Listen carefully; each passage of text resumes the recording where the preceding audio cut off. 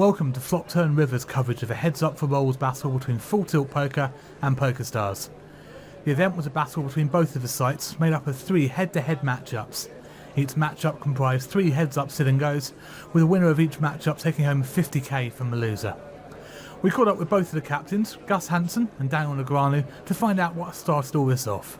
I mean, I haven't exactly had too many hooray experiences online, and just surfing online, or maybe a fan brought to my attention that they liked that hand, this and that, and I thought, well, that was a good hand for me, and that basically kicked it off. I sent a little tweet, and he sent back a real needle. He did, yeah. That was good. I mean, you got to give him credit. That was very well thought out.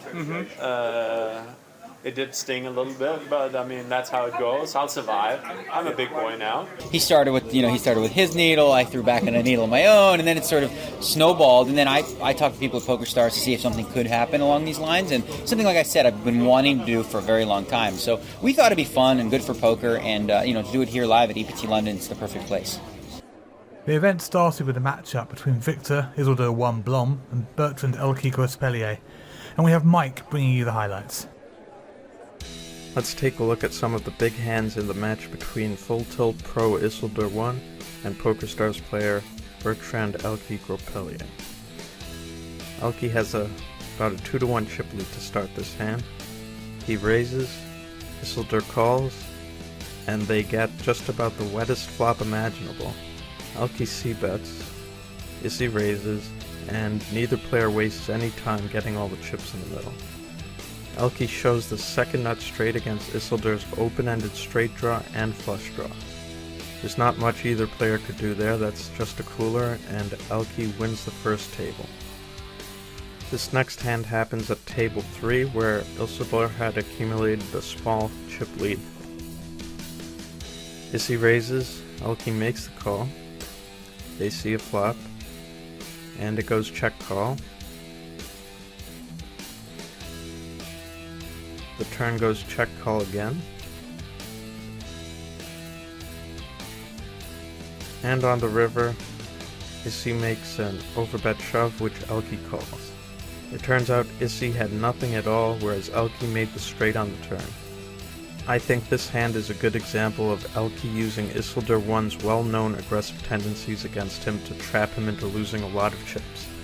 Isildur was unable to recover, and ElkY won table 3 shortly thereafter.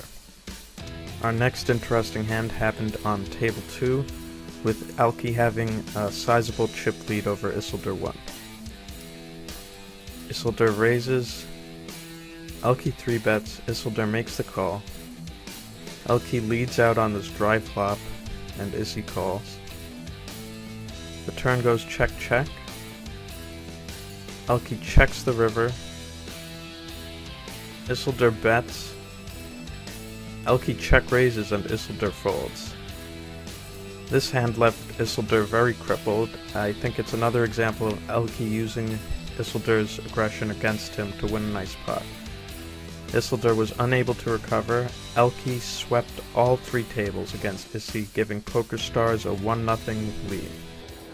With PokerStars taking out the early lead, Gus had a few words about the first matchup. I think that on preparation, I think Stars is going to be the favorite.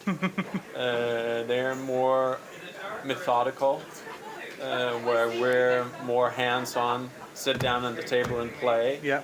And I think from watching the match with ElkY and Isildur, it seemed like ElkY was a little bit better prepared for what he was going to do. Yep. And how he was going to deal with the different things that Isildur might throw at him.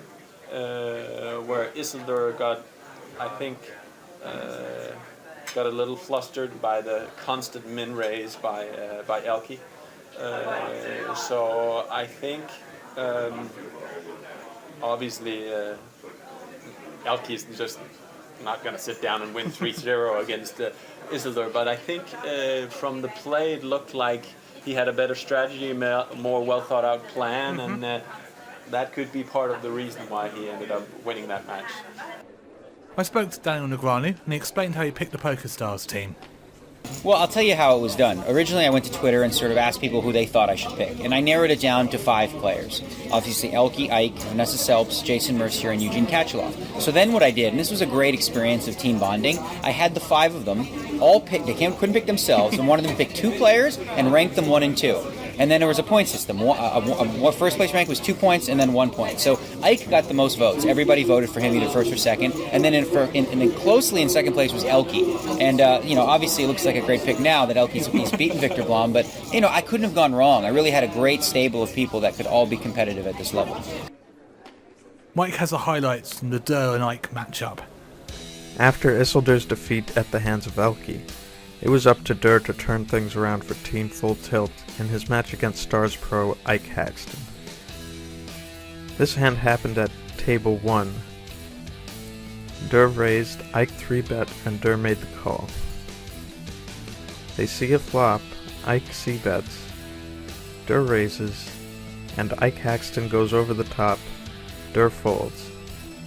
This hand gave Ike a commanding chip lead, and he went on to win table 1 against Dur. Our next hand happened at table 2, where Ike had accumulated a substantial chip lead over Dur. There are only about 22 big blinds deep, so Dur is absolutely correct to get it in here with ace-jack. Unfortunately, he runs into the very top of Ike's range, losing table 2. The next big hand happened at table 3, where Ike had a decent chip lead over Dur going into the hand. Dur raised, Ike 3-bet, and Dur made the call.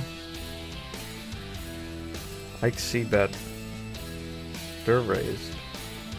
Ike went all in and Dur called, and it was top pair for Ike against flush draw and an overcard for Dur. Dur got lucky on the river there to win the hand and went on to win the table. Unfortunately for Dur, this was too little too late, as Ike had already won 2 tables, making the final score Ike Haxton 2, Dur 1. Going into the final match, the score was PokerStars 2, Full Tilt 0. With PokerStars having now won the challenge, the last matchup was just for the bragging rights between the captains. That and $50,000. Gus had a few tactics he wanted to try and outfox Daniel with. I have some ideas. I mean, obviously I would like to throw at him what he doesn't expect.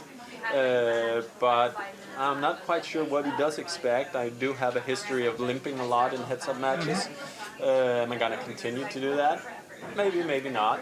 I haven't picked a specific scenario, and obviously no matter what I start out, I have to vary my game no matter what, but I'm going to try and throw a couple of curveballs in there. Here's Mike again with a lowdown on this final grudge match. In this final match, Daniel Negreanu, Kid Poker, representing PokerStars, faces off against Full Tilt Poker Pro Gus Hansen. This hand happened at table 2 after only a few minutes of play. Daniel raised pre-flop and Gus made a call. On the flop, Daniel c-bets, Gus check raises, and Daniel calls. On the turn is where things get interesting.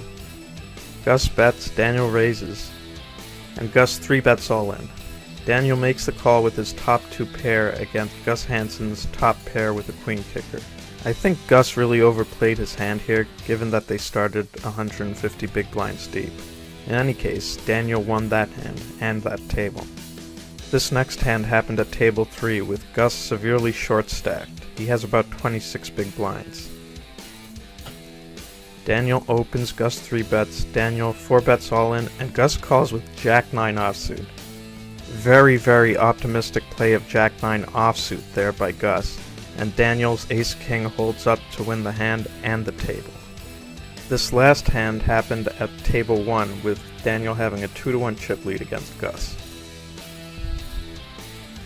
Daniel open raises, Gus 3-bets, Daniel 4-bets. Just get it in, guys, enough of this. Alright, they get it in. It's Daniel's Kings against Gus's Jacks. There's nothing really either of them could have done differently there, I think. I think this is a standard cooler, unlucky for Gus. And with that hand, Daniel Negreanu wins 3 out of his 3 games with Gus Hansen, bringing the PokerStars total to 3 matches won as against 0 matches won for the Full Tilt pros. This is certainly a dismal performance by Team Full Tilt and an overwhelming victory for the PokerStars team. With Daniel completing the sweep, Full Tilt's professionals can't be happy with the result. With a rematch already in the offing, we can only hope they come back with a vengeance next time. This is Rob King from FlopTurnRiver.